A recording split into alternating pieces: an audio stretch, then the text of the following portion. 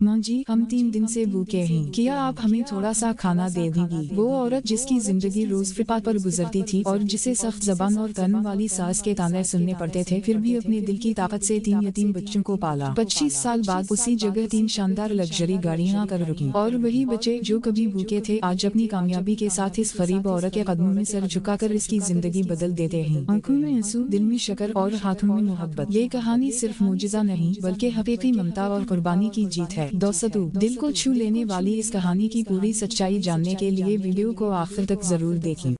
लाहौर की पुरानी अनारकली की तंग और मसरूफ गलियों में एक छोटा सा मकान था जिसके मरकजी दरवाजे पर हमेशा चमेली की बेल लपेटकर खिलती रहती थी। इस घर का नाम था फातिमा का आशियाना। फातिमा और उसके शौहर अली यहाँ रहते थे। अली एक प्राइवेट कंपनी में मामूली क्लर्क था। दिन भर दफ्तर में हिसाब किताब करता, शाम को थका हारा घर लुटता और फातिमा के हाथ की बनी चाय और पराठा खाकर चैन की सांस लेता। फातिमा खूबसूरत थी, नरम दिल थी और घर को जन्नत बना देती थी। मगर उनकी शादी को 5 साल गुजर चुके थे और घर के आंगन में अभी तक बच्चों की खिलखिलाहट नहीं गूंजी थी। फातिमा अक्सर शाम ढलते ही छत पर चली जाती। लाहौर की अजान की आवाज दूर से आती, सूरज डूब रहा होता और वो पड़ोस के घरों से बच्चों की आवाजें सुनकर चुपके से अपनी खाली गोद पर हाथ रख लेती। इसकी आंखें नम हो जाती मगर वो किसी से शिकायत ना करती। अली ये सब देखता, समझता मगर खामोश रहता। इसकी सास बेगम खदीजा सख्त मिजाज औरत थी, बूढ़ी हो चुकी थी मगर जबान तेज और दिल पत्थर। रोज फातिमा को तना देती। 5 साल हो गए बेटी, अगर अली ने कोई और लड़की देखी होती जो नस्ल दे सकती तो आज मेरी गोद में पोता खेल रहा होता। तू तो बांझा निकली, बस उम्मीदें तोड़ने के लिए आई है इस घर में। हर तना फातिमा के दिल पर खंजर की तरह छुरी करता। वो कभी जवाब ना देती, बस खामोशी से काम में लग जाती। एक दिन अली ने फैसला किया। इसने फातिमा का हाथ थामा और बोला, फातिमा, ये घटन अब बर्दाश्त नहीं होती। चलो कुछ दिन मरी चलते हैं। ठंडी हवाएं, सब्ज वादियां, शायद तुम्हारे दिल को सुकून मिल जाए। फातिमा ने पहले इनकार किया मगर अली की आंखों में छपी फिक्र देखकर मान गई। मरी के वो 10 दिन वाकई जादू की तरह थे। बर्फानी हवाएं, पाइन के दरख्त और एक दिन एक पुरानी मस्जिद के करीब उनकी मुलाकात एक बुजुर्ग पर बाबा से हुई। बाबा की सफेद दाढ़ी हवा में लहरा रही थी, आंखें ऐसी कि जैसे दिल की बात पढ़ लेती हूँ। फातिमा की उदासी देखकर बाबा ने उसे बुलाया, कुछ पहाड़ी जुड़ी बूटियां दी, सर पर हाथ रखा और बोले, बेटी सब्र रख, अल्लाह कभी अपने बंदों का हाथ खाली नहीं छोड़ता। तेरी गोद जल्द भरेगी, ये मेरी दुआ है और अल्लाह का इशारा। वापस लाहौर आते ही फातिमा बदलने लगी। सुबह जी मुतलाना, थकावट और एक दिन अचानक चक्कर आया कि वो आंगन में गिर पड़ी। होश आया तो अली की गोद में थी। अली परेशान, फातिमा डॉक्टर चलो। मगर ऑफिस से फोन आ गया, बड़ा प्रोजेक्ट, संगीन मसला। अली मजबूर फातिमा का माथा चूमकर बोला, मैं जल्दी वापस आऊंगा, तुम क्लिनिक चली जाना। फातिमा अकेली क्लिनिक गई। डॉक्टर ने अल्ट्रासाउंड देखा, मुस्कुराए, मुबारक हो, आप मुँह बनने वाली हैं। फातिमा की आंखों से खुशी के फूल झड़ने लगे। इसने फौरन अली को फोन किया। अली हाईवे पर तेज गाड़ी चला रहा था। फोन उठाया, फातिमा की आवाज सुनी, चीखा, सच फातिमा, मैं दुनिया का सबसे खुश नसीब बाप हूँ, अभी क्लिनिक पहुँचता हूँ। मगर अगला लम्हा, जोर की चीख, टक्कर की खौफनाक आवाज और फिर खामोशी। फातिमा बदहूस चीखती रही, अली अली। पुलिस की कॉल आई, हादसा हुआ है, अली साहब अब इस दुनिया में नहीं। फातिमा के हाथ से फोन गिर गया, परगन सी रिपोर्ट गिर गई, बारिश की बूंदें इसे भिगो रही थीं। खुशी का लम्हा मौत में बदल गया। अस्पताल में डॉक्टर ने बताया कि शदीद सदमे से गफबापात हो गया। फातिमा की दुनिया अंधेर हो गई। तभी बेगम खदीजा आई, गुस्से से भरी, देख लिया तेरी नहुसत का अंजाम, मेरे बेटे को खा गई। ये घर, ये जायदाद सब मेरे बेटे की थी, तो अब यहाँ से निकल जा, मनहूस औरत।